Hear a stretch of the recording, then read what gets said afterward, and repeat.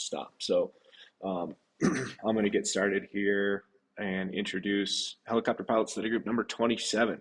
The Helicopter Pilot Study Group was put together by me initially just to find a platform for pilots of all stages of training and beyond to get together, talk about tasks or topics of interest, get the opportunity to present lesson plans, and for everyone just to kind of get together, give the opportunity to give those lesson plans, and then be in a stage or in a group with your peers to kind of discuss those lesson plans. And we can easily squeeze in 2 to 3 lesson plans in a study group, which has been great. And then from there, we've evolved quite a bit to having special presenters, special people, presenters come in and talk about specific topics of interest, experts in their field or whatever it may be. We've had some outstanding opportunities there, and there's more to come. So thanks for everyone for being here. It's a great turnout today. We've got a couple things on the agenda for this study group. Jay was just out in Washington drying cherries, flying the Chickasaw, which is awesome. So we get to hear about that experience today from him, followed by me.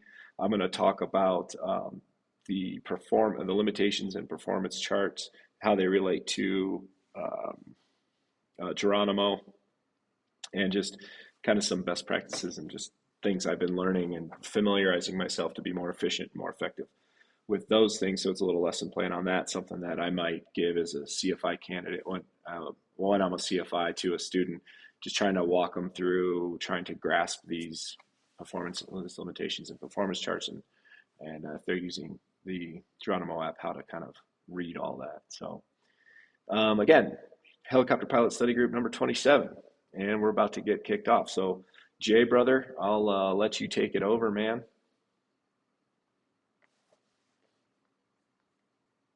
You're muted. Yeah, you're still muted. He's back. Yeah.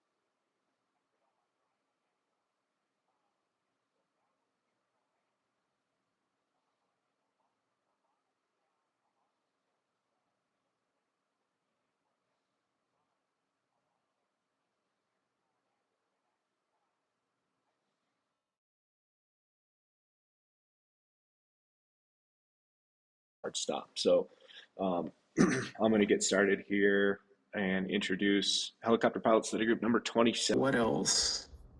Um, and so eventually, what they did with this assign, they still make kit helicopters here, basically 15 minutes from where I live. That's the S52. They had bought the type certificate, so it's sold under the Hummingbird 300. You can get it with a Lycoming 540 engine. I'm not sponsored by them yet, so I'm just giving them free promo for now.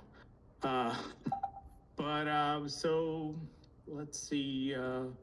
And then what I was going to tell you guys about Alberto, I think I mentioned this with a blog, but Alberto had a very neat story. He is actually a pilot. He's got several thousands of hours. He was a pilot in Mexico. He flew the tuna boats. And then also he was in agriculture and then law enforcement. So he had a background on the AS-350. So a little bit of a tangent there when it comes to the story, the presentation. But I am willing to entertain any questions that you guys kind of might have at this point. Anybody? Thanks, man. I have a question. I don't know if you can hear me. Yeah. Are you following any specific ground speeds, or do you have any equipment, or is it all visual flying, like, oh, I'm going down this row of cherries? Yeah, pretty much that's it. Just looking out the rows, Tio.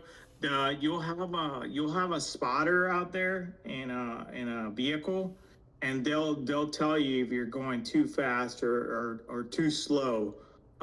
So basically, you're going off their guidance. The fields are also right next to the heliport, so your travel time literally is maybe 5 minutes, if that.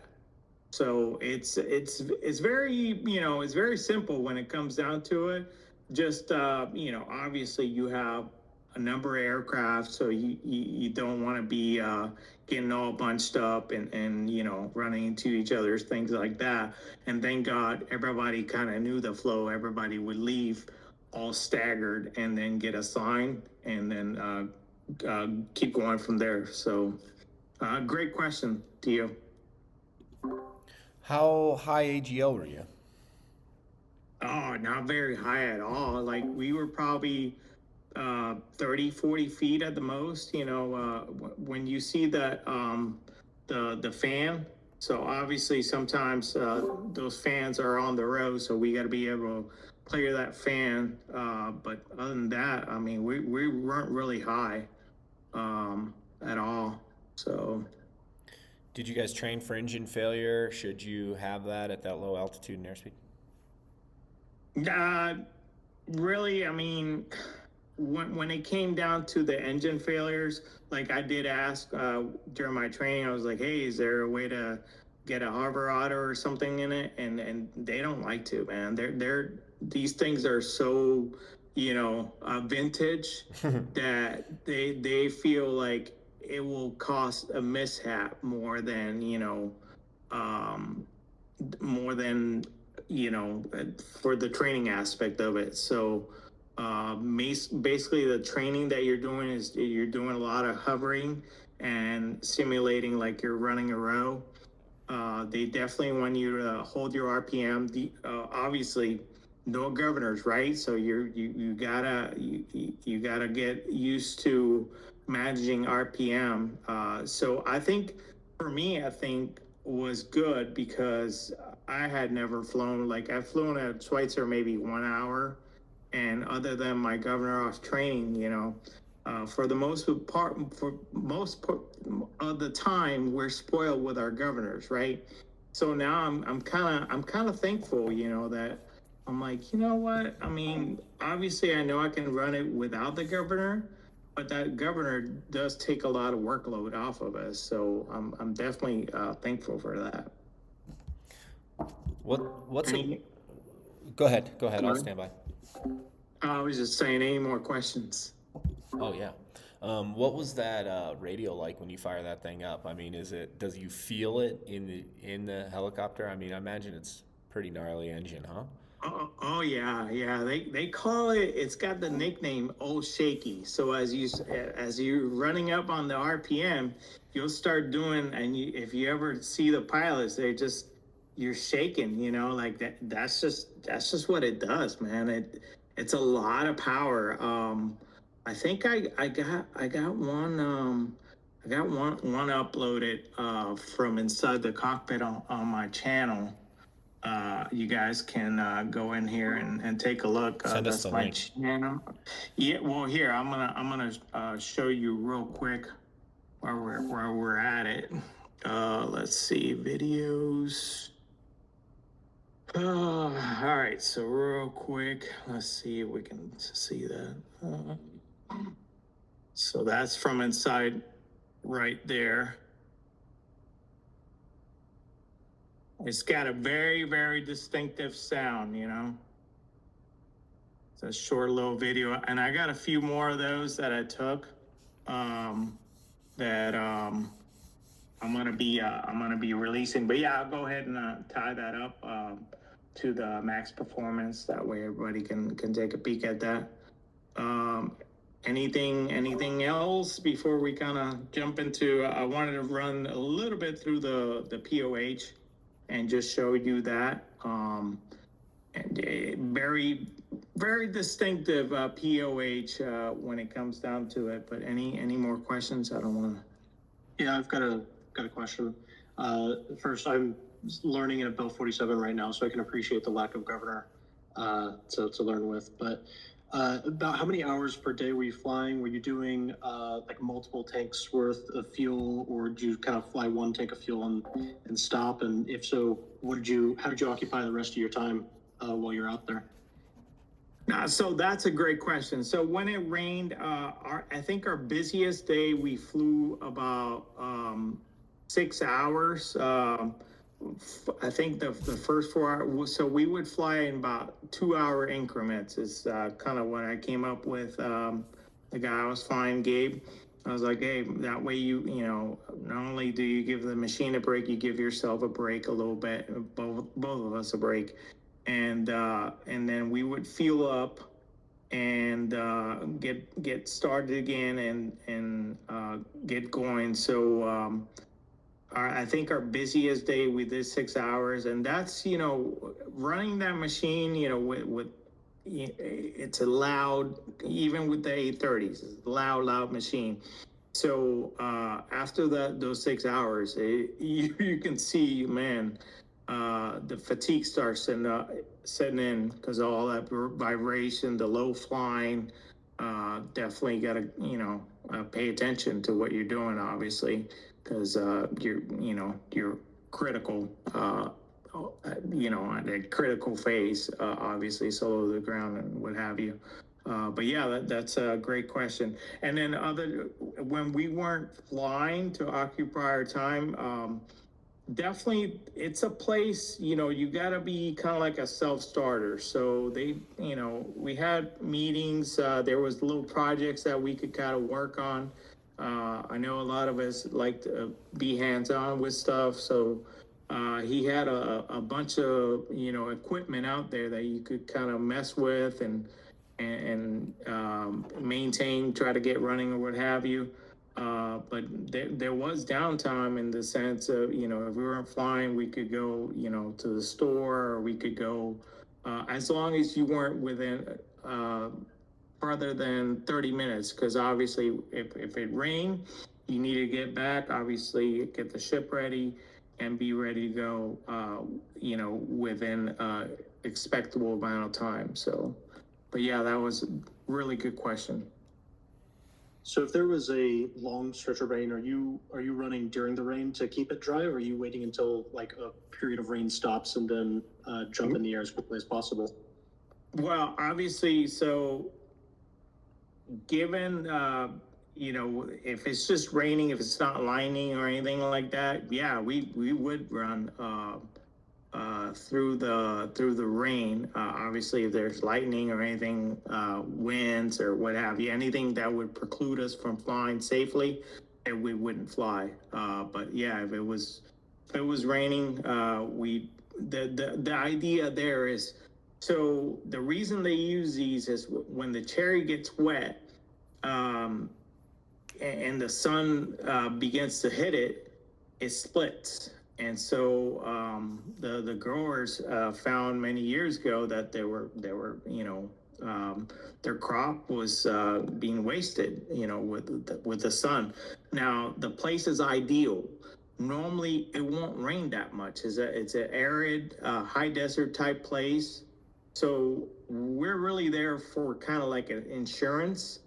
But sometimes they have wet season, like 10 days of rain, things like that. That would be considered a wet season. But for the most part, you're doing a lot of standby, just waiting for the call. But yeah, if it starts raining, don't expect for it to stop raining. If it's safe, if you can drive safely, get ready to go, and somebody will be waiting for you. We had this thing called the crop circle, and we had a dedicated frequency that the ground guys would basically be waiting for us and assign us, and just kind of go from there. Usually about those 2 hour increments that I discussed. Any more, guys? Take advantage. This is definitely it's funny because when this kind of came out, the companies are, they don't like to be highly publicized. They try to keep it, out of the spotlight. But I'm talking, obviously I'm not giving you the companies. I'm sure with some research you can find the different companies. One with the S-58s hires at lower hours. So I think you can get a job with 300 hours and fly the bigger aircraft. And I think they feed you too. So I was at the other one. I was more you're more independent, you need more hours. But I think both offer a great opportunity to see machines that you're probably never going to encounter on the line, except if you go up to these places. So, anything else? No? Okay. So we'll run through real quick, and my apologies again for my equipment malfunctions, but we'll run through that POH. John asked me to kind of run through this. So this is our little performance data right there, but the Wright 1340-57 engine is what I meant to say there. But it's really a neat, when you look at it, it's a neat POH. I've never seen a POH like this. It's got like cool little drawings, like definitely, I don't know, they definitely made it fun. The fine people at Bridgeport, Connecticut, where this aircraft was originally made, they, like I said, a lot of cool stuff, a lot of, it was definitely ahead of its time. And it was flown in many countries, actually flew this. We weren't limited to it, like Canada, India, Argentina. A lot of people actually had this machine. And, it stayed in circulation just a few years, because obviously the S-58 provided a more robust platform.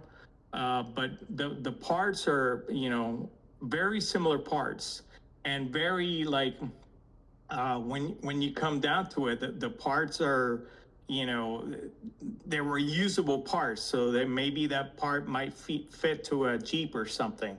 It's not like today where, that's a specialized part and you can only get it from, manufacturer, what have you, they designed them to be, parts that were in common usage. But that's some of the performance data. Of course, we're just doing the 1000 mark view there.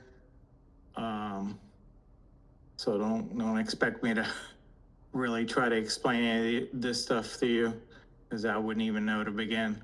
But let's see where I was at. You could actually cargo sling with it too. So let's get back to the bottom portion, which I think kind of shows the most performance stuff. I'll run through that real quick. If it lets me. All right, hold on.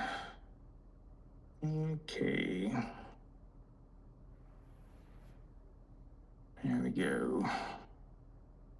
Scrolling up.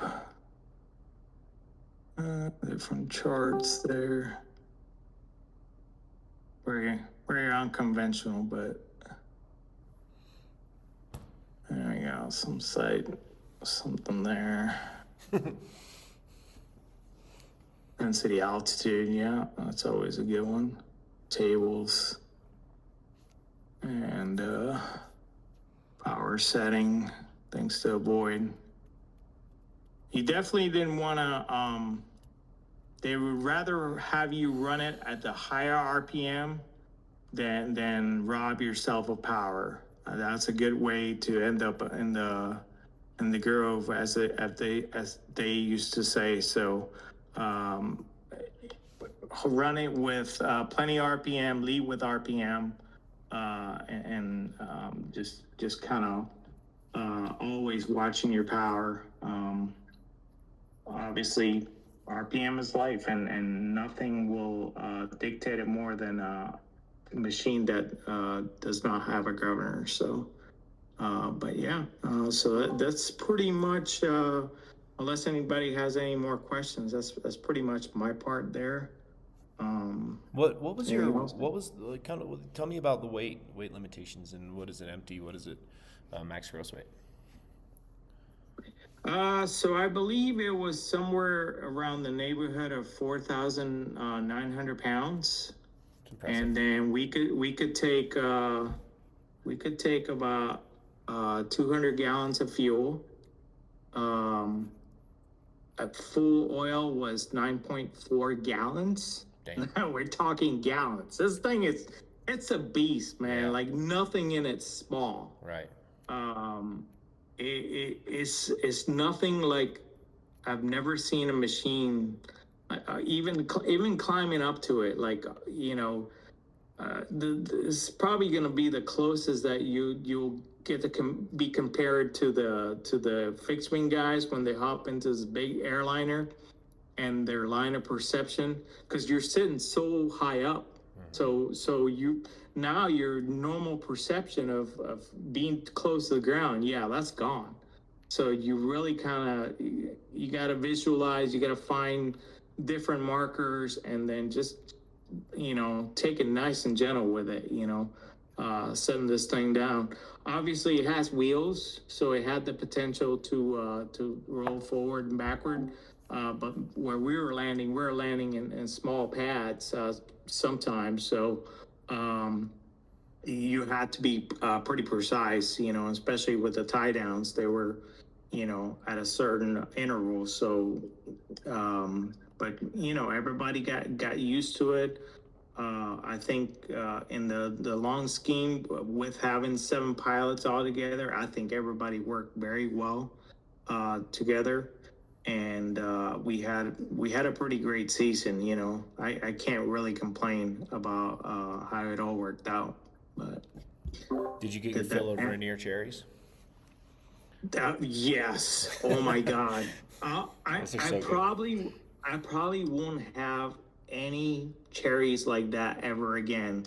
Yeah. Unless going up there, because it's just like they're the best cherry. We got to try the cherries that go to Japan.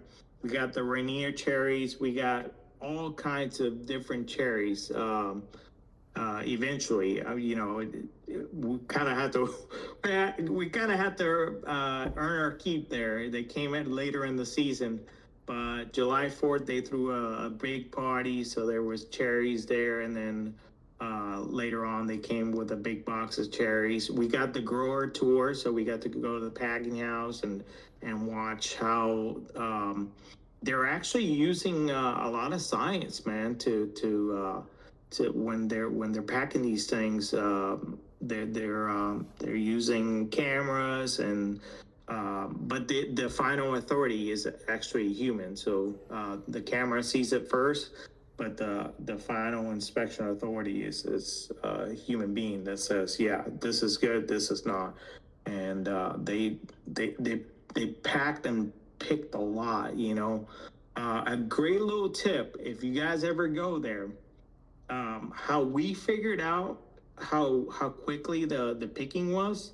So we would go, like, there was this place, like a juicing place. Now it helps if you know how to speak Spanish. But there was this juicing place, and the lady, a lot of the people that frequented this place, they worked at. That's mainly what supports that town. So they're working for the growers, and so we could tell whether or not the picking was going quicker or slower. Plus, you could see the trucks going up and down the road, and they were just picking in remarkable time. So that's why I think the company that's attached to the growers, by shortly after July 4th, they let everybody cut loose. They could stay, they could hang out in the facilities or what have you. But by then, most of the people were like, okay, we're done, we're wrapped up. Ours, because we were contracted, it took a little bit longer. I'm not sure if there's still people up there, but yeah. So that was a little hack that we found on how to tell if they were picking faster or slower. Yeah, that's awesome. I got a question. You're flying. You're talking about full tank of gas, one or two guys aboard, and so what altitude predominantly were you working at, and what were your power margins? Because you were talking about rotor RPM. I'm thinking like this thing should have quite a bit of extra power with no cargo or a passenger. So yeah, but think about it. When you're hovering, we're pretty close to the ground, so we're pulling most of our. So I believe the rotor, the manifold pressure there, it was between 30 or 40. I think we were right around 35, pulling about 35. So yeah, because we're so close to the ground, we're maybe 30 feet off the ground, just blowing that air through. Ideally, what they like to see is 4 rows consistently that you can hit, but they say 4 to 6 rows. So, okay. Yeah. So what kind of power margins then were you dealing with? For what altitude and temperature were you guys working at? So, did you have sufficient power margins to hold that RPM, or was that something you really had to pay attention to? Yeah, within it stays pretty cool, especially after it's rain. It stays pretty cool. So there was no, like, we were never feeling like we didn't have enough power. If I can explain myself there. So it felt like plenty of power, but it just depends what you're doing, obviously. If you're sitting around there and not being conservative, which the guy I flew with, he was pretty much around my time. I want to say close to 1,000 hours. So he did a phenomenal job just adjusting, whenever it was more favorable to fly a different direction. So you could be doing these flying sideways, flying, down the road, just however you can maintain that power most efficiently, we did, but it never felt like we were short of power. If you get my drift. So you would crab it. You would crab into the wind. Oh yeah, yeah. I mean, obviously, you want to get the most. Yeah. You know. So I'm looking at Brewster's, the cities at, I don't have the airport up, but it's right around 1,000 feet. Yeah, So you yeah. got, as far as MSL, you weren't, were you up there in the higher hills, or you said you're pretty close to the airport, so, you were fairly low MSL then, right? Yeah, yeah. I would say maybe at 800 is what it was rating when I ran my little nav software. And on the rainy days, I want to say we were running around 80 degrees Fahrenheit. Maybe a little bit more, maybe a little bit less, but never that, obviously, because rain cools it down. So well within margins, huh? Yeah, well within, yeah, for sure. Okay. And plenty of tail rotor authority? Oh yeah, yeah, yeah, definitely. Never felt like like the machine was running away. Now, of course, that's why they provided the training, because they want to make sure, because they have had instances where people, and a lot of it is just they're not keeping the RPM.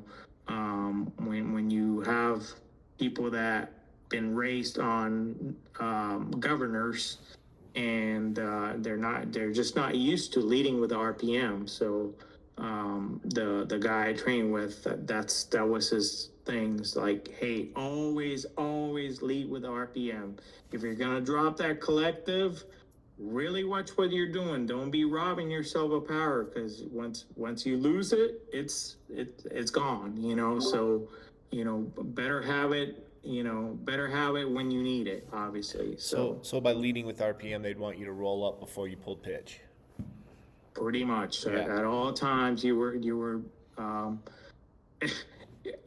One of the kids, he worked at one of the tour places where I worked at too, and he came up with this little saying: "Make it angry." You always want to make it angry. Because the more power you had, you gotta think these are supercharged engines too, so they want to have that power. So are the aircraft stored outside all year round? How conditions did they appear maintenance wise? Did they pull the blades off during the off season and store those inside, or? Yeah. So shortly after I left, because I had a different deal worked out, but shortly after I left, when they wrapped up everything, the aircraft went into their hangars. Two blades are taken off, and then one stays on. And the maintenance, the owner is an A&P. So, and then he also employs a full-time mechanic that would go out there with any major issues. We felt that everything that we raised as a concern was always addressed. So I don't think maintenance was an issue at all. And that's great to see in an operation like this. You don't want them to be skimping on stuff like that. So I can't speak for the place with the F-58s, but I'm pretty sure that they run about the same system. But for ours, I was very pleased the way that everything was addressed. Okay. Sounds great. Sounds like a great experience. Yeah.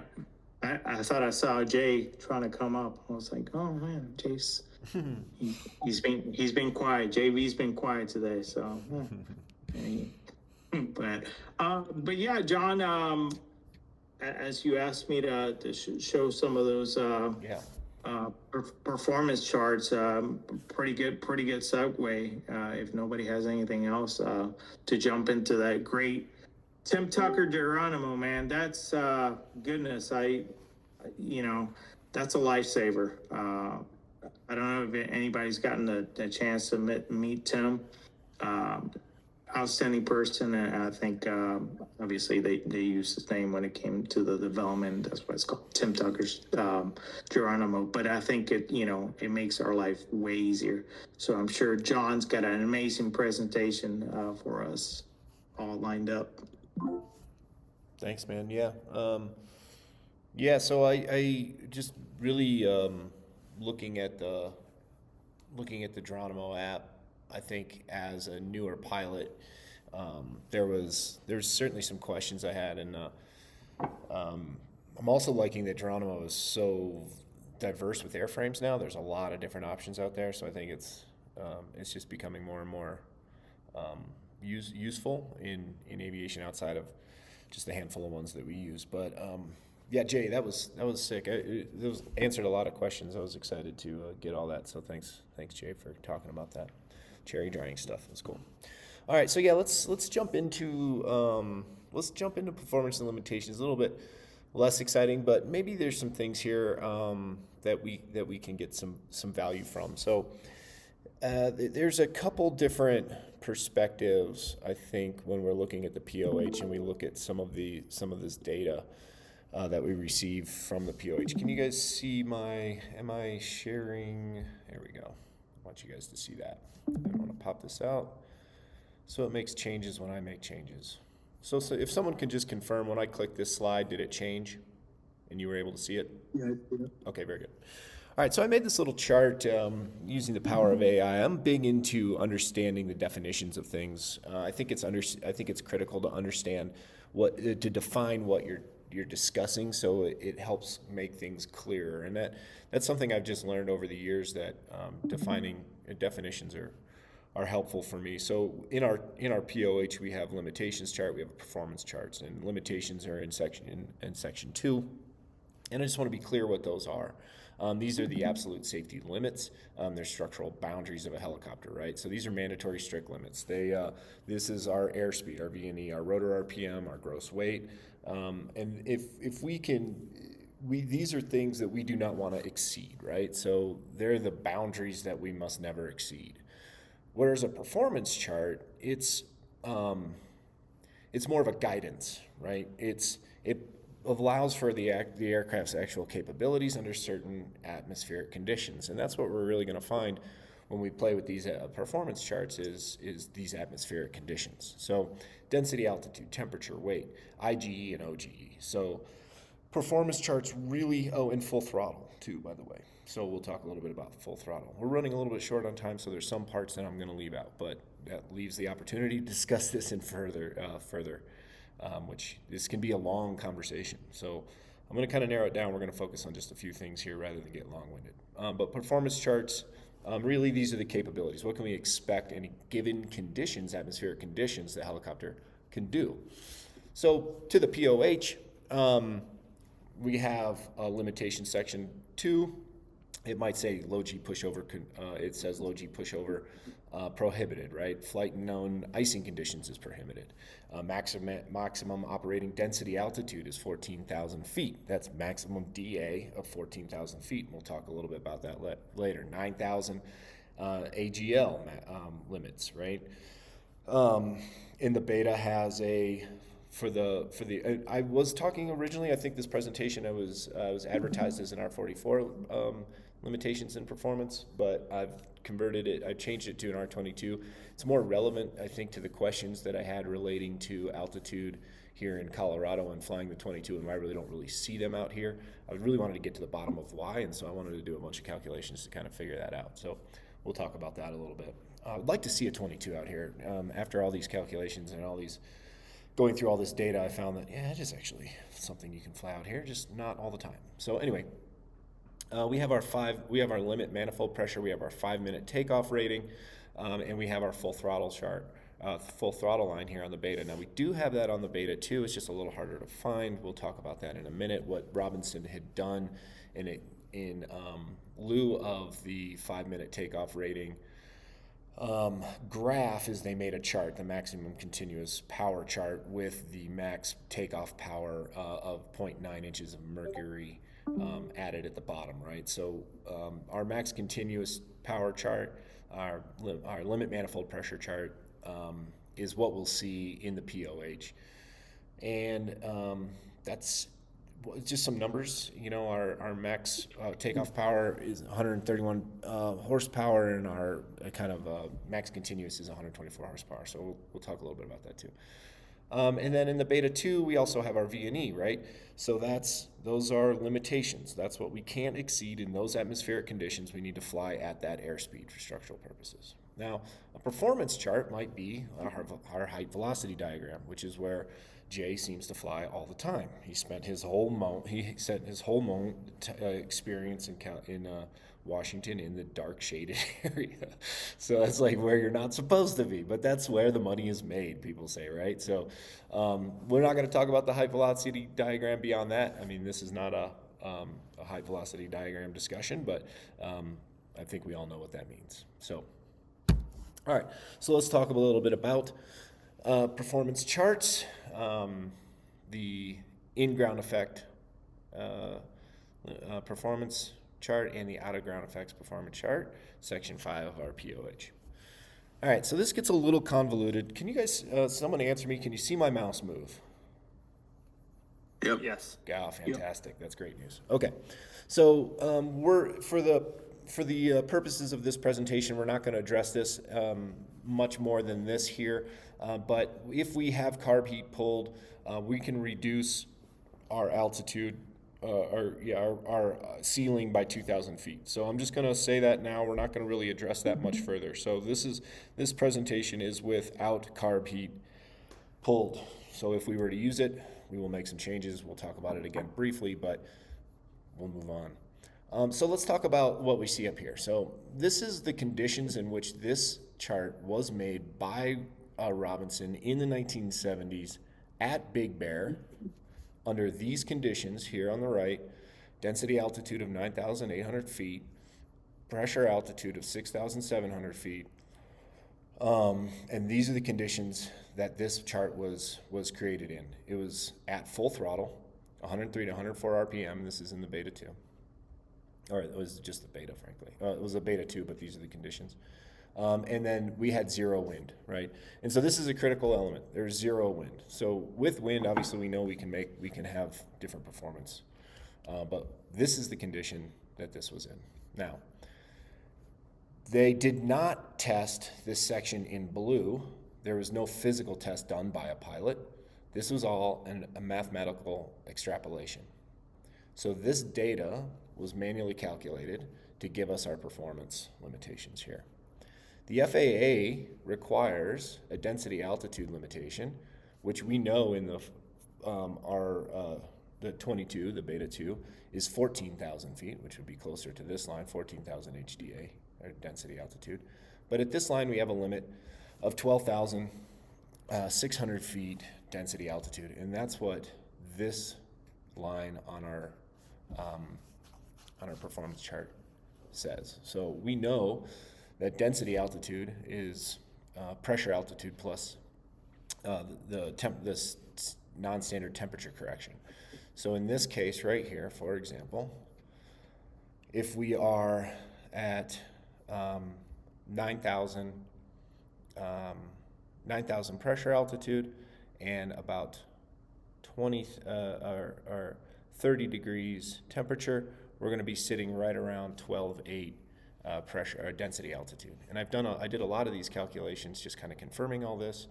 And we'll talk a little bit further about this density altitude component here in a moment. So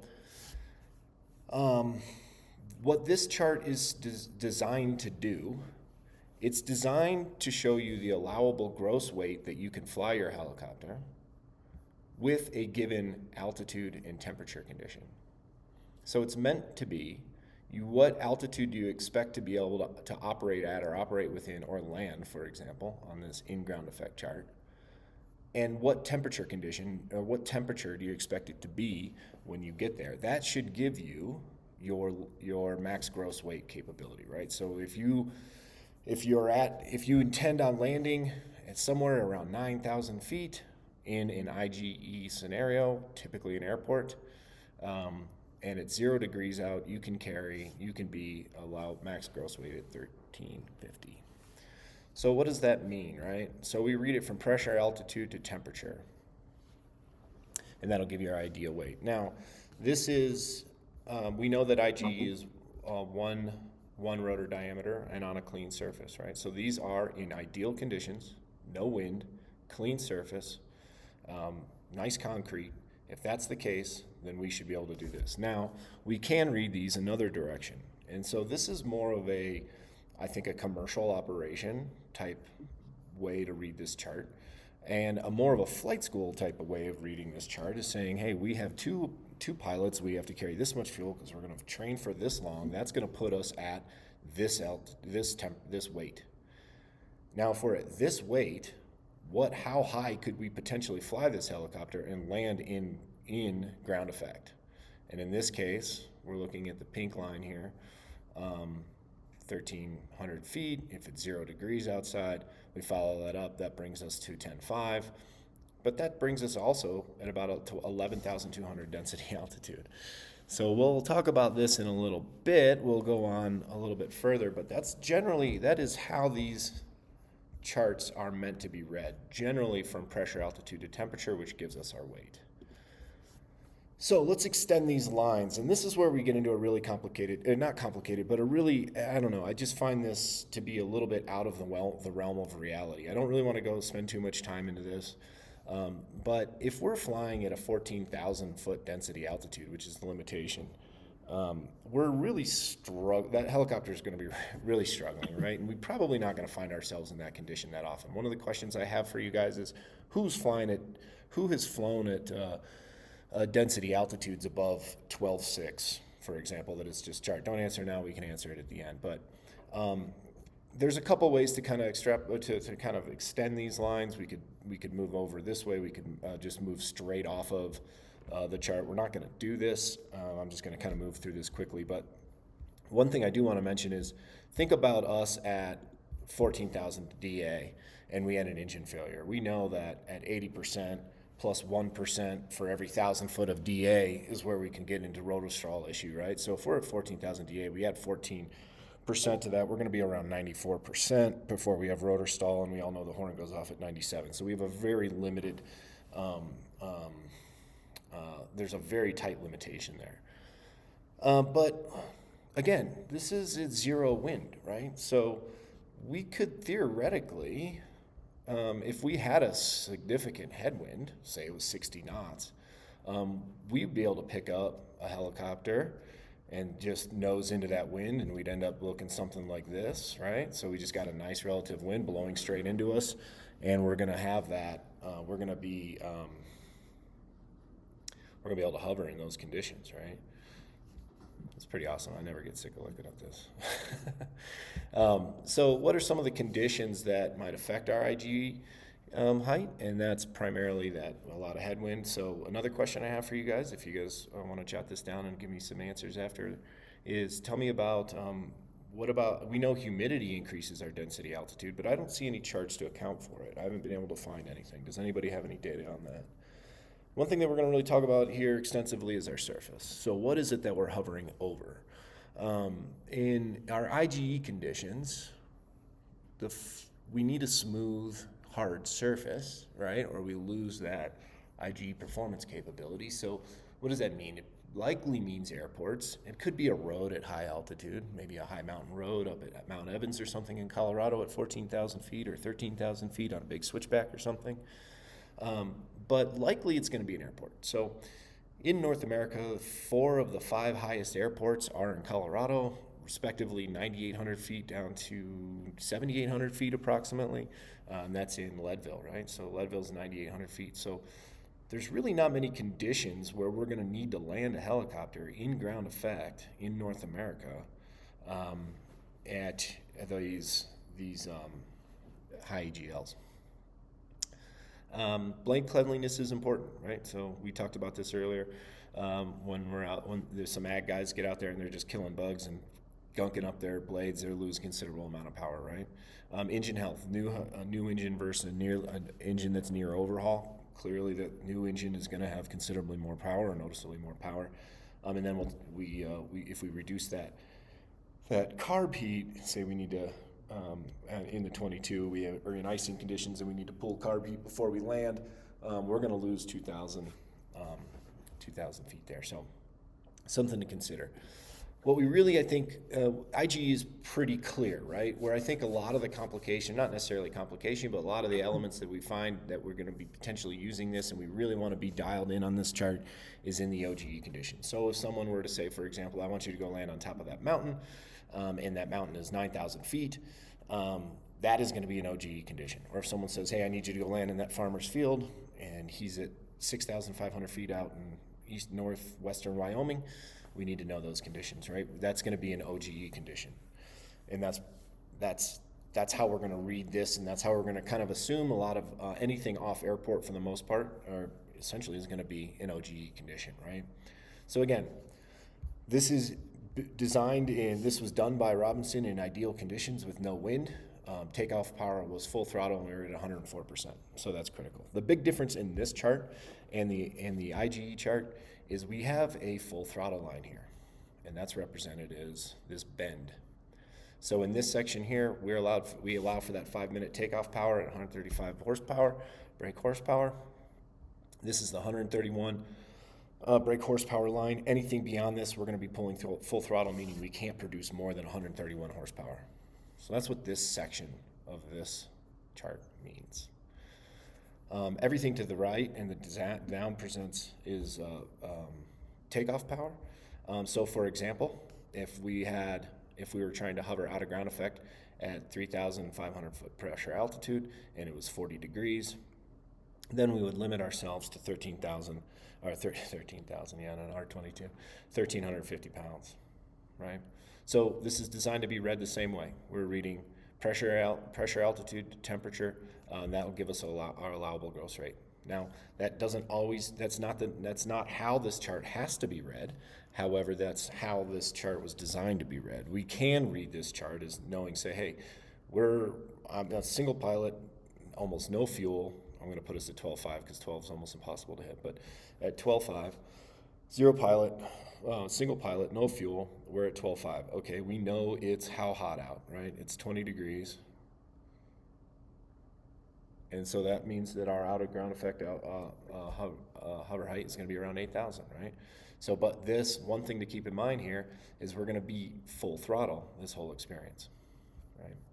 So I did get into what the standard temperature dash line is into the ISA dash line. There's a lot of calculations here. I don't think it's as relevant, or it's not something I really want to go into now because I'm not so confident in it that I can just talk about it without wasting all of our time. But I just want you to know that in the Gyronimo app, they do consider this standard atmospheric line. So we'll talk about that. Yeah, we're pretty much done on that sucker right there. But we do need to talk about full throttle. So before we get into Gyronimo, I do need to talk about the full throttle chart. So Jay provided us one here. This is from the pre-flight checklist. This is where you can only place I think you can find this, frankly, for the 22 is on the pre-flight checklist. I looked in all over, just don't see it. They just don't publish it anywhere except for the pre-flight checklist for some reason. If anybody else knows a place to find it, please let me know. This is their full throttle line. This is Robinson's full throttle line is represented here directly from there. But it's always smart to give yourself a little bit of a buffer, and the guys over at Leading Edge do that. And so we'll talk just briefly about that. So it's important to know what is full throttle. It's like where the engine cannot continue to produce any more poser. That's incorrect. There we go.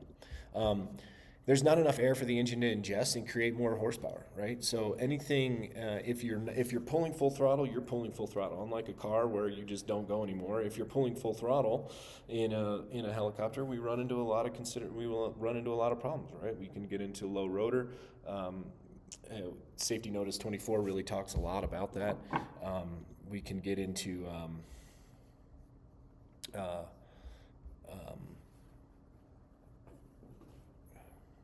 VRS potentially, some LTE scenarios.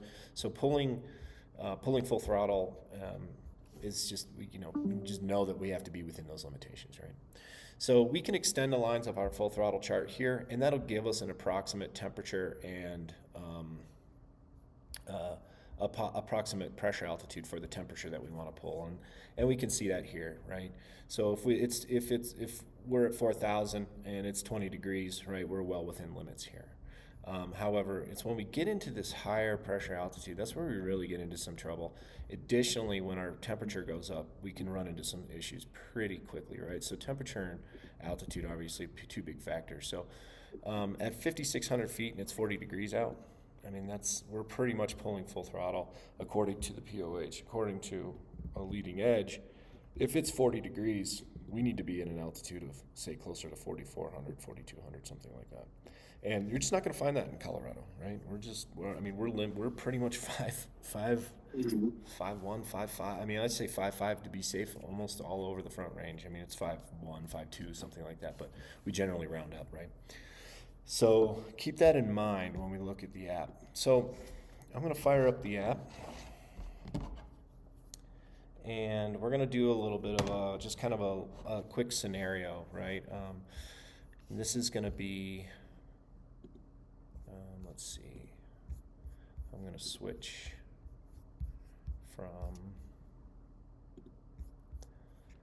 from here to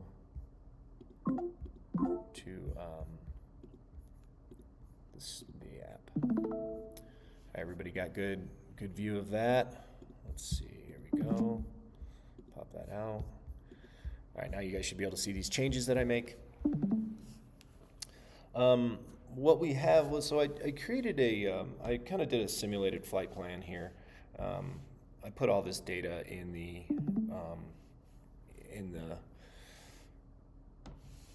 presentation, but I think switching between apps, this might just make a little bit more sense to show you just briefly what we look at here. So on this nav log, I just pulled the data from here, right? I set this, I made this for today, leaving Erie Airport about right now, maybe a few minutes ago. And I set it so we're gonna land at a altitude, the old racetrack, the old Bandimere racetrack, about 15 or about 20 some minutes away, and that a racetrack was sitting at 7,800 feet. And so these are pretty much the parameters we're going to use. Here's the wind, direction, conditions, etc. So I'm not going to beat you guys up on that too much. We're just going to kind of go into what that looks like on the app. So we're starting at 5,200 feet. Our outside air temperature is 20 degrees. I had set our airspeed for 85 knots. Our wind direction is the intended course is 184. Our wind direction is 065 at 09. So we have a bit of a kind of a crosswind here. Variation where we live in Colorado is -7 east, right? East is least. And our flight time is 14 minutes. So this, I think, is an important component in the app, to use these conditions to kind of set into pre-flight. You guys all know how this works. Essentially, we're moving sliders. It's not too terribly complicated here. We also know pretty well at this point how to use the weight and balance section, right? So we know that if we're multiple pilots, we can easily exceed gross limits pretty easily here in the 22. We know this at most any altitude. We can run into this condition and run into these scenarios. It's really hard to fly with 2 pilots and full fuel. We know that. Generally, we're flying, I mean, I'm just kind of putting in weights of 2 average pilots here, 185, 195 respectively. And we all know that we don't fly with 2 full-size people in the 22 with full tanks. It's a challenge, right? But how much can we really get out of it? So our flight time for this flight was 22 minutes, one direction, 22 minutes home, which we could reverse this if we wanted to kind of get an idea of what that flight was going to be like. If our intended course was basically this way, it would give us a new calculation. So we're just going to leave it at 184 approximately. 190 is fine. Doesn't really matter. But so we're gonna try to make this presentation simple to what we might expect. We want to give ourselves a little bit of a buffer. Let's say our flight time is, we'll just give ourselves an hour, and then we want that reserve time. If you have less than 20 minutes, they warn you. So we're just going to kind of keep that right around that 25-minute flight time, say 60 minutes. That's going to put our fuel here at just over half tanks. And I think it's important here, if you guys see this, we're looking at our gross takeoff weight as our takeoff weight here, right? So this is what it's going to take for us to get there. We can get fuel burn, we know that. This is going to be our landing weight, and this is our zero fuel weight. So these things are important to recognize, right? We know, based off these calculations, they're going to give us the data that we need for this flight. So it's good. So let's look at performance now. So this is where it gets a little bit like, holy shit. And I think this has been the fun section for trying to figure out what's really going on with these charts here. So what were the conditions, right? So it was 20 degrees there. We're going to put the altimeter at 3014 because I just checked it before I got here today, and the altimeter at the nearest airport was 3014, so we can just essentially assume that. It will automatically calculate our weight, our takeoff weight, which it gave us here. And we're going to land here at 7,800 feet, right? So what does that mean when we're looking at these charts here to the right? So what that means is our density altitude is, we are right now, if you look here, we're too heavy to land OGE on this surface. Now, we have some wind, we know that, but is 9 knots enough to really, to get us into a position where we're comfortable landing with a headwind?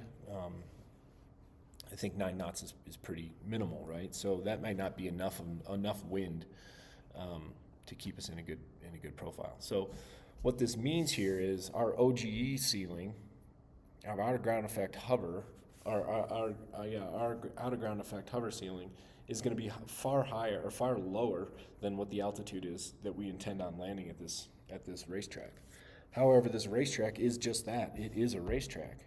So we do have what this is telling us here is that we can land at 8,900 feet MSL, and we can still be at max weight when we make that landing. So if we wanted to carry full weight to make that landing, we could.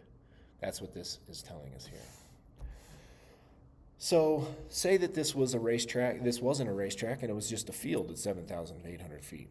Would we be able to land there? And according to this, we would not, right? We're going to be at max, we're going to be at full power the whole time, and we're far below our limitations here, or we're far exceeding our limitations. So what would it take to land there at 7,800 feet, right? Well, we know that our landing at weight was 2,778 feet, so why don't we bring that back here? We can override this. Let's just make it close enough, right? So we're still pretty much right on that margin right there, right? We're not quite there. The only thing we could really do to make this happen, if those are the weather conditions, is we could bring less fuel, right? So we could bring less fuel, and now we can get back into this performance where we can pretty much, because we're going to be lighter, we're going to be able to get into that condition, right? So our landing weight here would have been 1275. So shit, we need to even bring less fuel than that. So there's ways to kind of manipulate this thing, but there we go. No, still.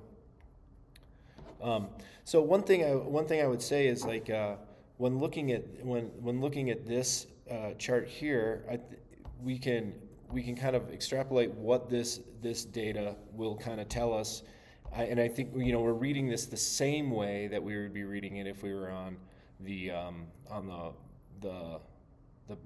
paper chart, right? So what is the altitude, what is the weight that we need to carry, which we set here? What is the altitude at which we're going to land? We're going to land at, say we're going to land at 8,000 feet, and we know the temperature there is 15 degrees, and we know, let's just put standard atmosphere at 2995.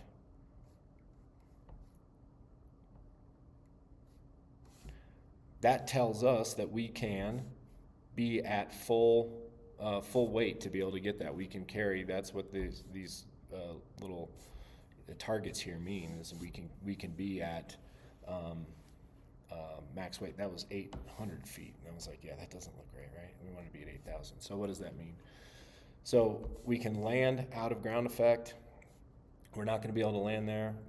Our max weight is only going to be 12.5. And then here our max weight can be 13.7, and we can land around 9,000 some feet. So this will also give us our performance on our V&E, right? So this is going to be our limitation. As we make adjustments here to altitude, we see that those limitations will change. This doesn't work very well. I don't know why that is. Let's be dramatic here. So we can see obviously that our V&E has changed pretty substantially, right? And then here we can also get our 5-minute takeoff, and we can see our full throttle line too. So unfortunately this does not slide well. You have to manually punch this in, which kind of makes this not as effective. I don't know if it's a glitch in the app or what, but my elevation doesn't slide very well. But if we change our pressure altitude, we can see that. Or if we change our altimeter, we can see that. If we change our outside air temperature, we can see where our full throttle is. And these will mimic what you see on the paper chart. So one thing I want to kind of emphasize here, is the out of ground effect full throttle zone. So I don't know who that is. If you wouldn't mind muting, I might be able to jump in there and do it. There we go. Fixed it. Nice. Okay, so let's look at this this full throttle zone. So what happens here if we're flying in Colorado? And it's just warm out, right? It's a 32-degree day. We're relatively heavy. We want, we're going to carry 2 people and some fuel. And we want to fly at some altitude here. So we're going to try to get it. Let's just make this at 7,550 feet. So if we're at 7,050 feet, and it's, I changed that. Let's make this 25, like I said. So it's a hot day. We're relatively heavy. We know we're not going to be able to out of ground effect hover here into the grass or whatever it may be. Note that that blue section that I had mentioned, this section here, it's going to tell you that you're in the full throttle zone immediately. So that's what it's saying here, is that we've reached that max brake horsepower. And it's also giving us another warning that because we're above 23 degrees, we're going to have some engine cooling conditions that can be kind of a challenge. So this is an important component here that I think I didn't really quite understand until I really played with this. So notice that as our temperature goes down, our OGE goes up, our ceilings go up, obviously, but now we're into that zone where we can use that max continuous, and then we have our 5 minutes. So adding that 0.9 when we're in this zone here, right? So that's what that means, and that's how we kind of want to read this. Let's see.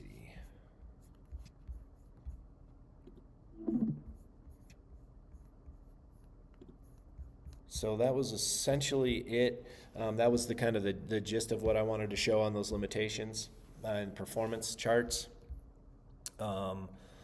And I had a few questions for you guys. Do you guys have any questions for me? And let's talk about this. I'm sure there's some stuff that I missed. It's easy to get into the weeds on this stuff too. So I'm curious to see what you guys say, if there's anything, especially on the app that I missed.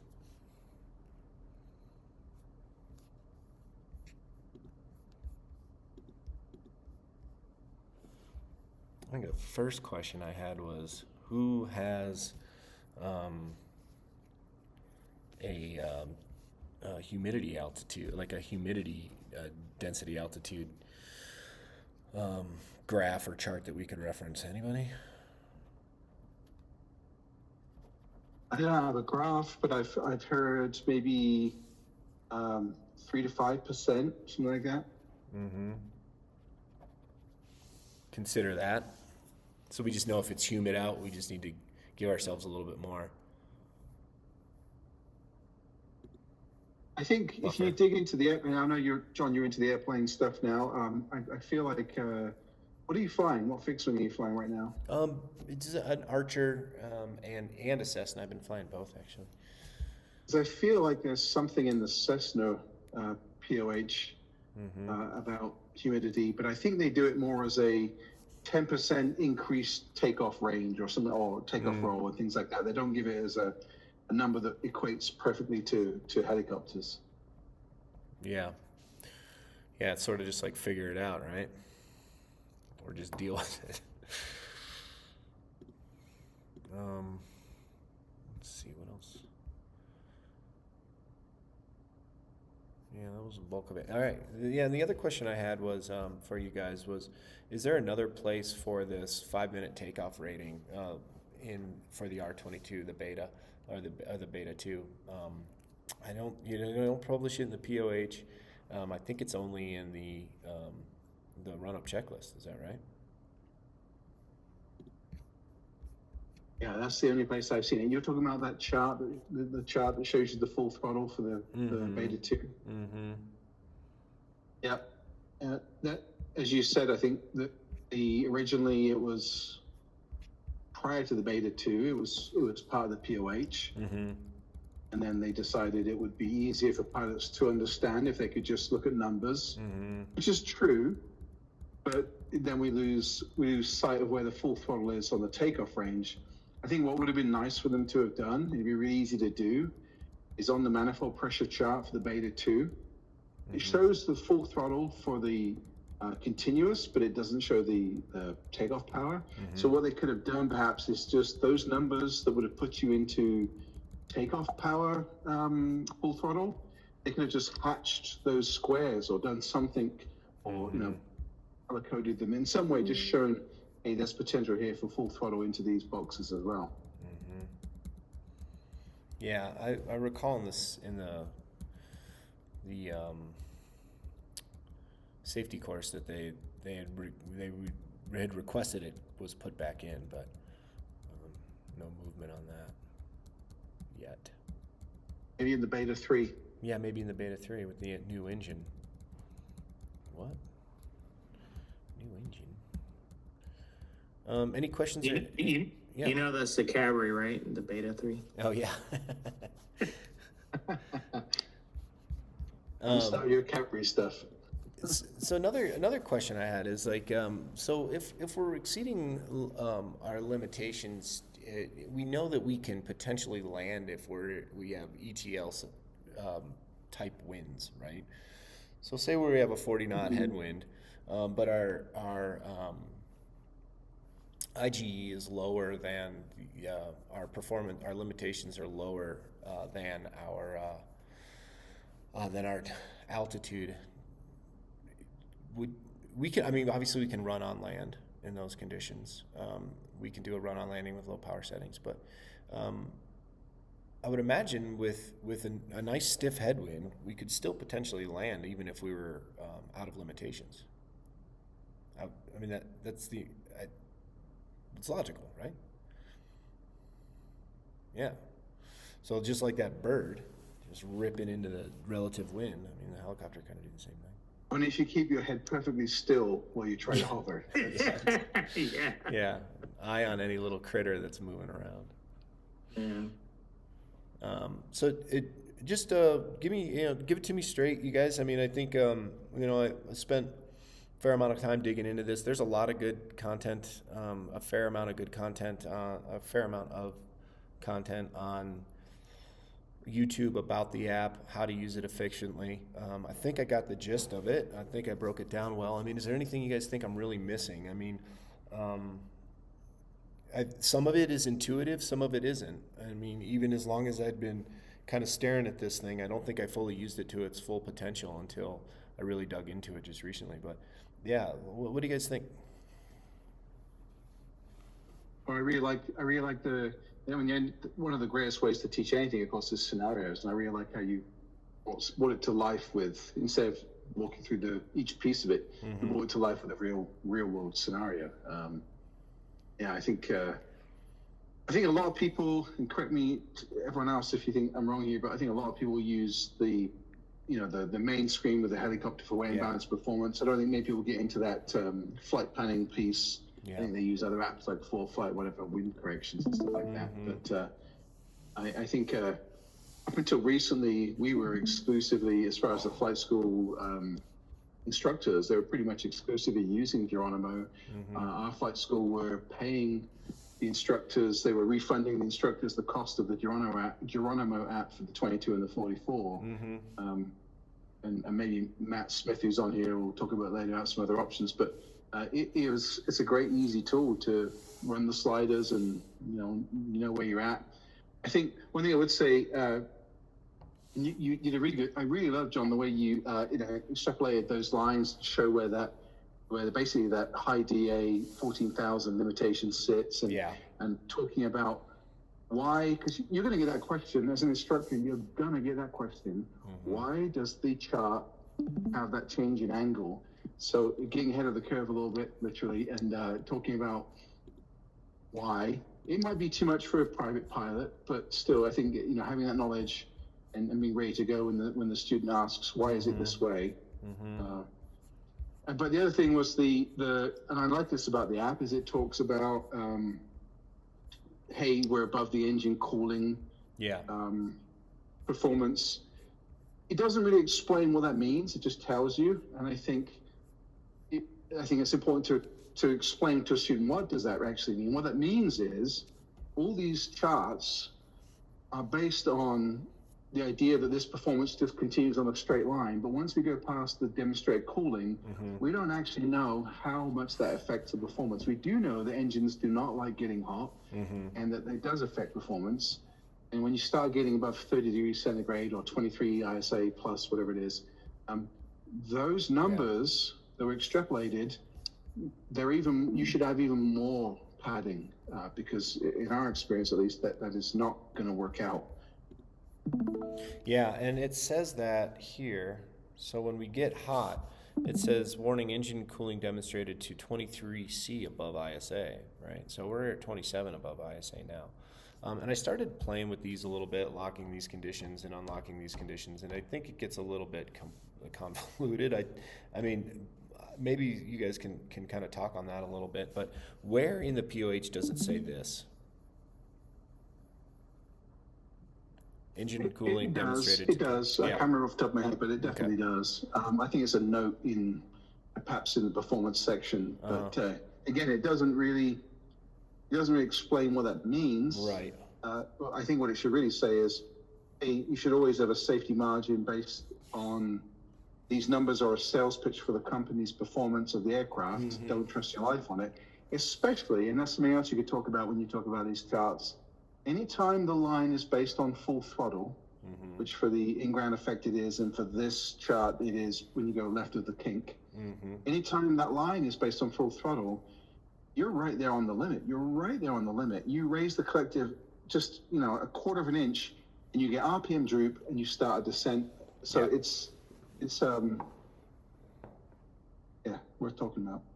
It's certainly worth talking about, and I think my impression was we don't necessarily want to fly in this area, right? We would rather be, in this area where we have our 5-minute takeoff rating, right? But if that's the case in Colorado, we're pretty limited, right? Let's just give ourselves 5,500 just to kind of be safe. But we're really, at a reasonable weight, we're pretty much limited to. Now we're in just 29 degrees, so, and that's at 2,992. So if we have if we have like a really high pressure day, we're good. If we get into a low pressure day, we're running into some trouble pretty quickly. So I think that's what I really deciphered from this, is that the 22 flies at this altitude, but solo, right? Look at that. That's a single occupant right there, right? And that's putting us at 1,200 pounds. The last thing I would say real quick when you're talking about these charts is if you don't mind, just go back to that ground effect one more time. This one. So when you're on the max, when you're at max gross weight, up down to about, I don't know, 1350 or something like that. Anytime you're on that steep end of the curve, right of the kink, it's important to know that as depressing as that might look when you take off, if you just burned 30 minutes of fuel, you could increase your out-of-ground hover performance by roughly 2,000 feet, which is enormous. Look at the steepness of that graph. So we often talk about and I certainly talked about the high DA presentation as well. You know, burn off 30 pounds of fuel, and you're looking at, at least on the steep part of that graph, you're looking at an extra 2,000 feet of performance. That really goes into your flight planning about either not taking so much fuel or consider doing those tight off airports later on in the flight once you've really increased. And of course, once you go past the kink, that performance boost is flattened. Yeah. I have a question. Why is it so steep right there? Is that because of the coning? Why is this full throttle line so steep? That's what this bend is. Line right there. This bend is the full throttle line, right? This is because of coning. I don't know. What do you guys think? It's like, why do we reach full throttle in these conditions, in these atmospheric conditions? No, so the line, yeah, right there. You have your mouse right on it. Yeah. It's that steepness. Why is it steep in one spot and not on the other? Why, like? I've never gotten really like a solid explanation on. Yeah, I mean, just as you guys were talking about before, you just lose a little bit of weight, and then all of a sudden, just the performance goes up like crazy.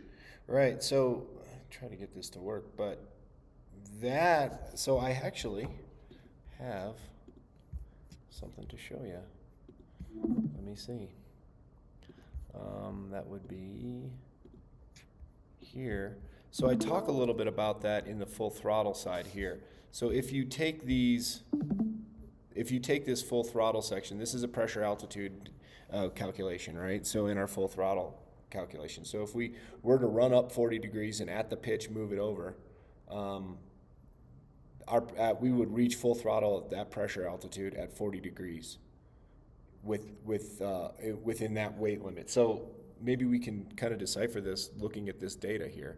I don't know how we can come up with an answer, but at 6,000 feet, at 30 degrees, this is where we reach full throttle. And that's an engine performance limitation, right? Yeah, that's a brake horsepower problem.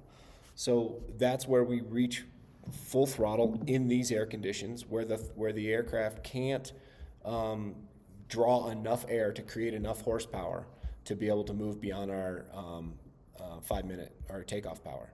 So in this atmospheric conditions, that weight or that temperature, that pressure altitude, that's where this engine maxes out. Does that answer it? Kind of. I think it does, right? Kind of. It's supposed to be 160, I've heard, but I've also heard 180 quoted. Yes, that's a really good point. So if we were to just run up the helicopter, get into it at standard temperature, at no altitude, standard atmosphere, and run it up, we would get 180 horsepower if we had it pulled all the way full throttle. Yes, exactly right. But if we're, go ahead. I think sorry, I was going to say two things. Firstly, I think prior to the change, the kink, limitation is the drive system and the horsepower limitation of the engine 131, right? So we're saying, hey, technically you could pull more, and I'm sure some of you flying the R-22 probably have, and you were exceeding that limitation, and you were kind of coming further up on that link. But once once you hit that supposed full throttle line, what it's saying is now you have a new limitation. It's not a theoretical brake horsepower limitation to protect the drivetrain and everything else. It's not a Robinson imposed limitation. Now it is a true, the throttle valve is full open, and it's now everything the engine can do. It's everything. So at that point, at that altitude and that temperature, so that DA, it is not producing 160 or 180. It cannot. Mm-hmm. It can do that at sea level. So right. You're following a similar 131 brake horsepower limitation along that line. It's a fine line because obviously full throttle is full throttle. You pull an inch higher on the collective and you're going to get droop the RPM. But it's kind of again, I go back to this. That's a sales pitch. That line is a sales pitch for the aircraft. What you actually get out of it, good luck betting your life on that. But so that's my understanding anyway. That makes sense. Yeah. There's just not enough for the engine, not enough air for the engine to adjust to be able to create more horsepower. That seems like a logical statement, right? That was my impression, at least. So it's kind of cool. I didn't realize that. I was never taught this. I don't know why. I just wasn't. And so when we put it together, it makes a lot of sense, right? Like where. Hey, John. Yeah. I think SkyOps down there asked a question. Can you repeat? Oh, sure. Where is he? Oh, did he type it in the chat? I think he might be muted, John. I think he might have been muted. Maybe I think I muted him, because we were getting some feedback. Let me unmute him. The power I have, isn't that something? I can mute whoever I want. Go ahead, SkyOps. I was wondering if you guys use iBalance Rotary, the app. It's better than Gyronimo. No kidding. Because for one, you only pay once and you get pretty much every helicopter ever made. And you're not paying for every single helicopter that you want, like Gyronimo charges you. Yeah. And it's a lot cheaper.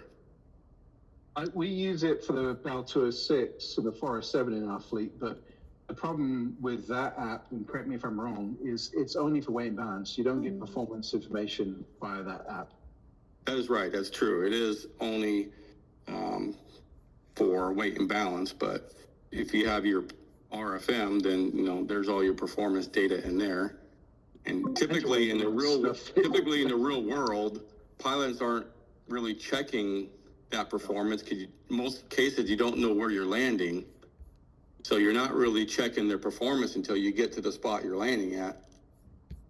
Unless you've been there before and you know exactly what the altitude is. Yeah. I've paid for, in my flying career, I've paid for the Gyronimo version of the 407, the 206, and the A-Star and AC-130. I spent a lot of money on that company, and only because it was quick and easy to run performance stuff, really. I use iBal at the company just because we have that too, but. Yeah, what is the name of it? I'm going to put it in the chat. I don't recall hearing about it. This is new to me. It's iBal, so it's I-B-A-L, Rotary. And I don't know if it's only iPhones or not, but it's I-B-A-L. I can balance iBal Rotary. I think it is. I want to say it's like $30, but I can't remember for sure. Yeah, and you can run it for anything. You can create custom envelopes for any aircraft. So it's like open source. I wish if they could put a performance piece into it, it'd be awesome. Yeah. Does anyone else know of any other options? Good old paper. Other than paper? Yeah. That's the best. Earlier Skybum, however you say his name, he was talking about CFI versus doing cherry drying or doing maybe tours or something. I suggest to everybody that you don't skip doing your CFI because it can hurt you in the future if you doing this as a career, because there's a lot of jobs out there let's just say you had 1,500 hours and you're not a CFI, and some other guy has 900 hours and he is a CFI, most likely the CFI is going to get that job, even though you have more hours. And also there's most companies, if you want to be a company instructor or check airman or the chief pilot, most companies are going to require you to be a CFI. And if the company doesn't, a lot of times the insurance company is going to. So I would not skip it. And it's a lot of studying, it's a lot of work, and it's more money. But if you can afford to do it, it's probably going to help your career later on. Yeah, that's good insight. Why don't you take this opportunity to introduce yourself? You left an interesting post on Facebook today. I replied to you. We had a little bit of a chat. Tell us your name, what you do, and tell us a little bit about that opportunity you presented. So my name's Mark. Been flying helicopters for almost 30 years. CFI, II, ATP, a little over 10,000 hours. Got about 5,000 hours of dual given. 100% passing rate, knock on wood. Never had a student fail on all these years. But I fly for a couple billionaires, mostly Sikorskis, and single pilot, IFR. And I sell the left seat to pilots who are looking to either build hours towards their commercial, build hours towards their instrument. They want to fly in the clouds for real. They're looking to just get turbine time or twin engine turbine time. It's cheaper than an R-22. I sell it for $500. Our average flight is at least 2 hours, sometimes up to 4. So at the most you're going to pay is $250 an hour. It might be low as $125. And it's not like doing a ferry flight. Some guys offer it for ferry flights where, you're just flying straight and level. We let them do everything. We let you start it, do all the systems checks, run the flight director, run the FMS, do all the checks that a normal pilot would do, and just fly from A to B and build twin engine time. Gotta say, it's really intriguing and an exciting opportunity. I'm going to take you up on it because that's the type of shit I do. So I will definitely be in touch.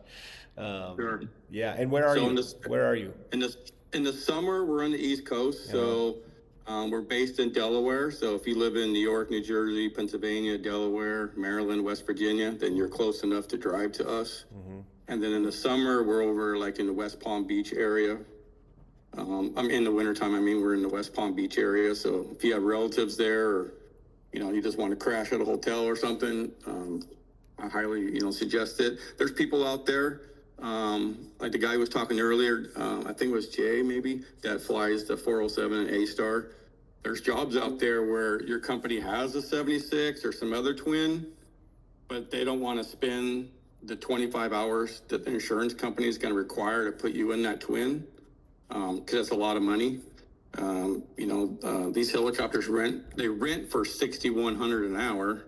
Yeah. Operating cost is in the $3,000 range. A lot of companies don't want to pay 25 hours to give you the training, and you could do it with us for basically peanuts and get that turbine time that your job may require for you to step up into a bigger aircraft. So we're going to log SIC? PIC. We'll log PIC. Amazing. Okay. Yeah. Well, as I mentioned before, I think it's a really considerate way for you to give back to the training community and give it back to other pilots. I'm interested to see how this turns out. Do you have a lot of people who take you up on this? I do. I used to run a flight school up to about a year ago.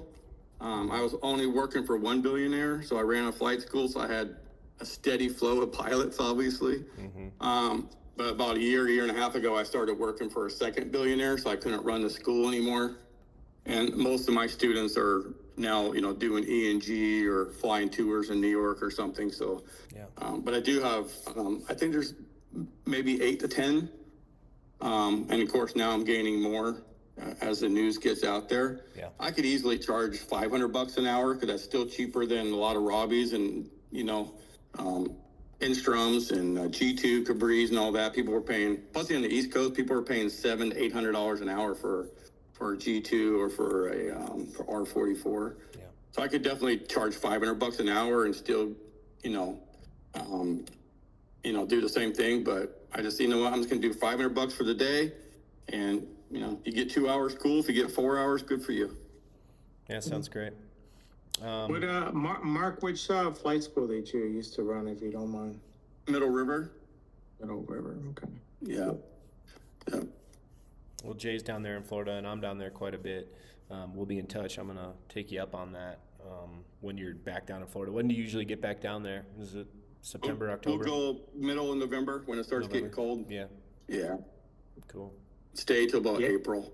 Mm-hmm. So it's about half and half. I had messaged him this week, so it was this little group, man. I recognize your name. Yeah. I'm Jay. That's the brand name, Skybomb. But okay.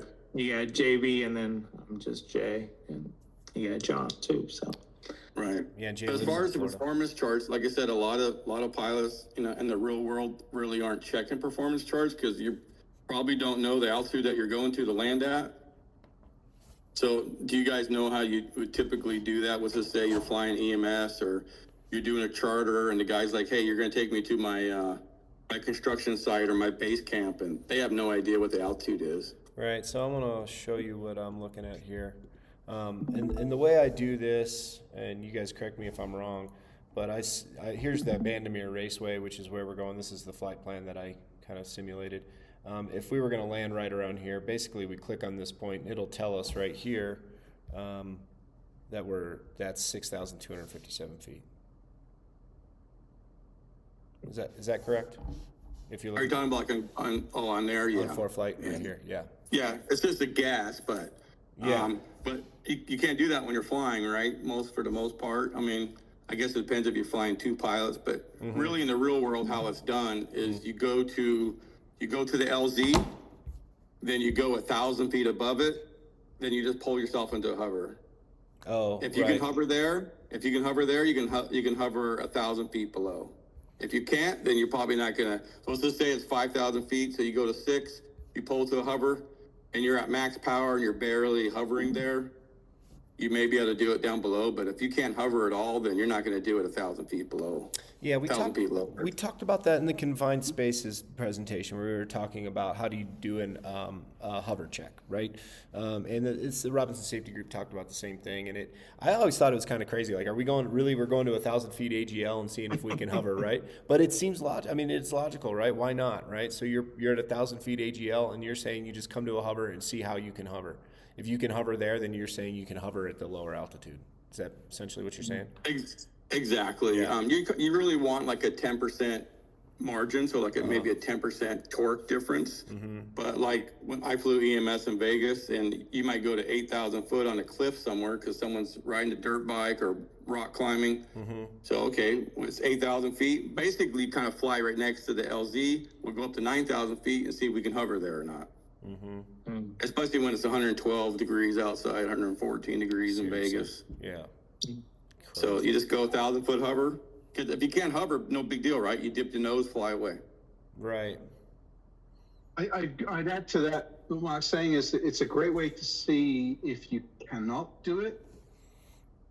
But there's an area of where it seems like it's good, and then you get down below the wind, and the trees are creating a wind shadow. And Mark sort of talked about this 10% margin and things like that. There's been so many times I've done a now ground effect hover, and everything appears good, and then we're pulling a fair amount more power down when we get into it. So it's just one of many tools to assess whether you can continue. And if you can't maintain that hover, well, you don't go further. If you can maintain that hover, but it's a pretty good windy day, think about the terrain, think about how. And the other problem with that is when you're 1,000 feet above the ground and there is some wind, it's quite hard to work out if you are actually truly hovering in neutral air, or perhaps you're creating some sort of lateral or backwards movement, which is increasing rotor efficiency and whatnot. So yeah, it's a tool, but be careful with it, I would say. Yeah, absolutely. You definitely always want an escape route that you can fly away anytime. Yeah, and I mean they emphasize that heavily on the commercial check ride, which I'm not too far off of. What would be your escape routes? Unfortunately, I mean, I guess, or fortunately, my confined space was pretty simple. You know, it wasn't really a pinnacle. There wasn't that much to it in flat northern North Carolina. But yeah, I mean, in Colorado, we get those opportunities to fly like that too here, so that's nice. What is your guys' opinion? We have a few minutes left before I got a hard stop here, but what is your guys' opinion of, given the limitations and performance that I kind of broke down, on flying an R-22 here at these altitudes, in these DAs? I mean, my other question was, who has flown a helicopter at 12,600 density altitude? You have? Damn. When? Where? And was it? Are you talking about specifically about an R-22? Well, yeah, was it a Robinson or? Either? I have. Yeah, either one. Wow. So short story, it was a commercial student. I was the instructor. We went through all of the 119 exceptions, and I would give him, I might have told you this story before, I would give him, this week we're going to do parachute jumping, or next week we're going to do, and we'd work through them, and I would assign him this project. I would be the customer. I want to do a parachute jump from an R-22. I want to do it from zero speed hover as high as you can. And if I can't do zero speed, give me the next best thing. And the next week you tell me about the regulations, the performance, the whole package, how much you're going to charge me. So we got into this role playing of scenarios. And I even gave him reviews on Yelp, because he would start back chatting me a little bit. I was like, man, this is not going to go well on your review. So I created this virtual company for him on Yelp and started giving him customer reviews. Nice. It was fun. Anyway, so he takes me up over the lake, and we end up, it was over 10,000 feet NSL, and it was in the summer. So we were right there out there, pretty much at 14,000 feet and at DA. And, you know, we raised the collective at that point, and the RPMs are drooping. And wow. We're moving forward about 55 knots or whatever. It did feel very wrong. I mean, I don't like being high in a helicopter at all. I don't like being above 1,000 feet. It feels wrong. But, you know, we stayed within limits. And then I said, okay, scenario's over. Imagine I've just jumped out and everything. How are we going to get down? And he looked at me. I said, well, okay, my controls. Remember, split the tacks. I didn't roll to idle because I was concerned about an engine failure, but I just split the tacks and did the longest order I've ever done. We just for miles and miles and miles and minutes and minutes and minutes down that thing. But yeah, it can do it. It can do it. Wow. The Robinsons can do a lot of pretty cool stuff. I mean, a guy I used to fly with in Minnesota, he was doing 50-foot hover autos all day, and he would land like he was doing it from a foot. There's some videos out there of different guys doing it, but he would do a hover auto from 50 feet, and it would touch down like he just did it from 1 foot. It'd be so soft. It's just absolutely ridiculous what the aircraft are capable of. Yeah. You just can't pull too early. Can't pull too early, yeah. Right. Hey, John, with the few minutes left, so it saved me a phone call. Were you on that thread with August 20th and Pete Gillies, second part? Yeah.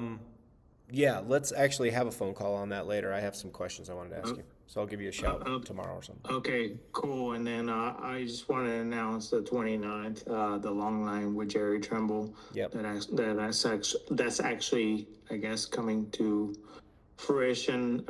It's on the spans. It's on FAA safety. So hopefully everybody joins us there. Yeah, that's August 29th. We'll promote that. Is that Pete in Rialto? Yeah, Pete Gillies. Wow, he's still alive? Yeah, he's still alive. We did part one on my birthday, June 27th, up in Washington. I flew with him like almost 30 years ago. Nice. Yeah. Is Tim Tucker still alive? Tim's still alive. Yeah. Tim's still alive. Yeah. Tim did all my check rides. Oh, that's it. Well, that's before they yanked his DPE away from him. Funny. That's funny. Because he was doing more than 2 check rides a day and got busted, and then falsifying the dates. But I think he finally got it back though. That's good. Yeah. Well, that's part of the benefit of this group is the amount of people we've met, like yourself, Mark, and Jay, and a lot of these guys, and Pete, and Richard Boynton Sanford, and we've got Jerry Trimble, we got Kenny Kellers is coming. I mean, so we've got a lot of really great representation here and a lot of great conversation. I'm just grateful for all of Yeah. them. Don't forget our lady with the FA, Melanie. She's really helped us a lot. Melanie with, and Jessica Maris. Yeah, I mean, all these guys. I, by the way, just recently was honored to accept a fast team position. I think I talked about that briefly, but yeah, now I'm a fast team rep, and I've been logging some time with them, and we've got actually we got a few presentations coming up. We're going to actually be able to use Discord, you guys, which is all really good news. So we're going to be able to do Wings Credit spans presentations through Discord, which is really exciting. Awesome. I was waiting for you to figure that one out. Yeah, I know. I was really pleasantly surprised how easy it was. She said it was like, yeah, she's a good go. So I don't know. There was one other thing I had, but I don't think it was critical. Anybody else have anything? Nope. Awesome. Well, thanks for joining, Mark. Thanks for joining, everybody. This will wrap up Helicopter Pilot Study Group number 27. 28 will be next week, whether a Thursday or Friday. We have a few things on the list, so I'll kind of dig through it and put the presentation out there, put the information out there. Again, thanks for everything, everybody. It was a good one. It was a real good one. Thanks, everyone. Have a good night. See ya. Bye, guys. Take care. See you.